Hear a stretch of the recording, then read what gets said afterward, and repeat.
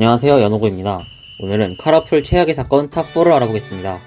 코로나 초창기 2020년 5월 방구석 최고의 모바일 게임으로 자리 잡았던 카라풀은 현재 2024년에 오기까지 여러 사건 사고들이 있었는데요.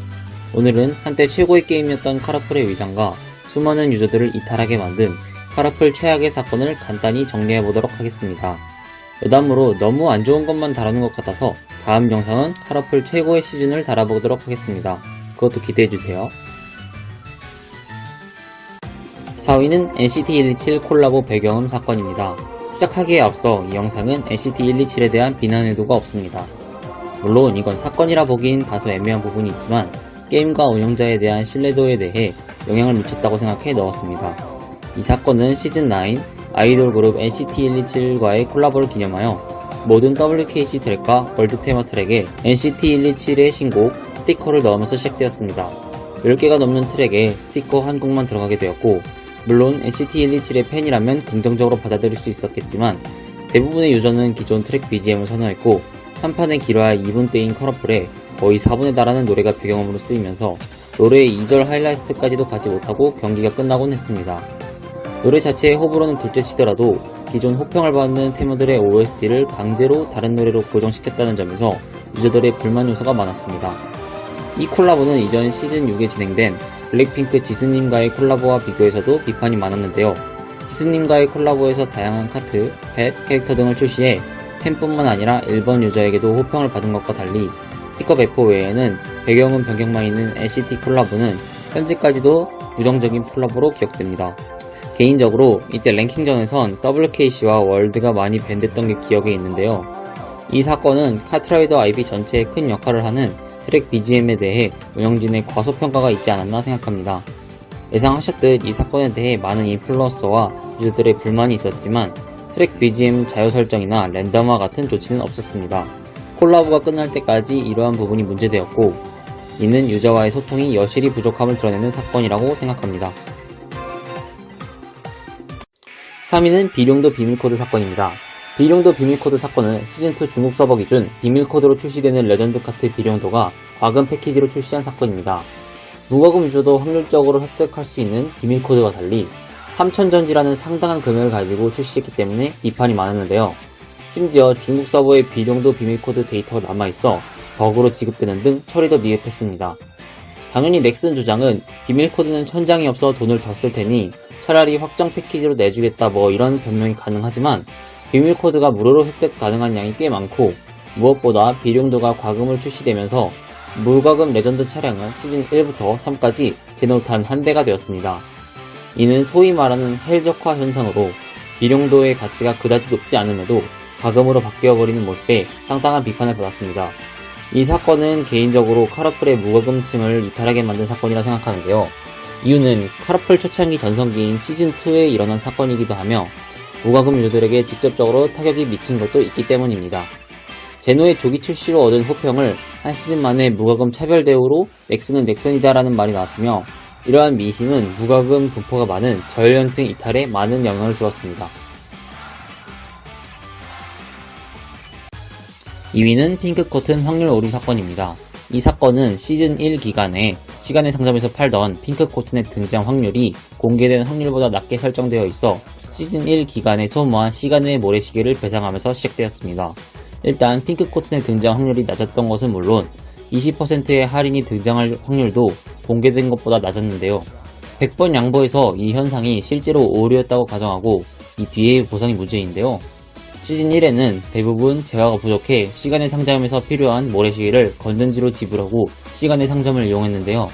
문제는 오류에 대한 배상을 모래시계를 사는데 사용한 건전지가 아닌 사용한 모래시계 자체로 계산했다는 점입니다. 모래시계와 달리 건전지는 게임 전반에 사용 가능한 다용도 재화이며 활용처가 무한한 것에 비해 모래시계는 사용차가 시간의 상점뿐이라 제대로 된 보상이 이루어졌다고 할 수 없습니다. 물론 이러한 확률 논란이 오픈 2달 만에 발생한 것부터가 큰 문제인데, 돈 쓴 사람을 호구로 보는 배상 방식이 더 큰 비난을 받았습니다. 이 사건은 2달 동안 긍정적 이미지를 쌓아온 카라풀에 넥슨은 넥슨이다라는 말을 다시 떠올리게 만든 사건입니다. 이 사건으로 인해 카라풀을 통해 카트를 접한 과금 유저들의 이탈을 불렀고, 가뜩이나 민감한 확률 문제에 불을 지폈습니다. 여담으로 지금 와서는 모래시계가 매우 흔한 제화처럼 변해가고 있어서 이 당시 배상된 모래시계를 전부 다 이용한 유저가 있을지 의문입니다. 개인적으로 오픈 초기 발생하여 카로폴에 좋지 않은 이미지를 만들었기 때문에 민심에 있어서 매우 큰 영향을 준 사건이 아닌가 싶습니다. 1위는 시즌 10 솔리드 스타쉽 점검 사건입니다. 아마 이 사건은 워낙 악명이 높은 사건이기 때문에 기억하시는 분들이 많을 겁니다. 요약하기도 어려울 정도로 많은 일이 벌어졌는데요. 11월 10일 수요일 0시 시즌 10으로 새로운 시즌이 시작되었고 솔리드 스타쉽과 누적 충전 이벤트가 오픈되었는데요. 그러나 솔리드 스타쉽의 키가 이미 몇백 개 소모된 상태거나 누적 충전 이벤트가 충전 없이도 열려있는 등 많은 버그가 발생했고 거기에 이를 이용한 건전지 복사로 짧은 시간에 건전지 2만 개를 획득한 유저도 있습니다. 그러나 넥슨은 0시 16분 서버 점검을 시작했고 이때부터 당초 9시에 재오픈되기로 한 서버는 14시, 16시, 22시로 3단 연장되었습니다. 그러나 막상 22시 재오픈된 서버는 여전히 오류 토성이가 아니라 더 엉망진창 상태였는데요.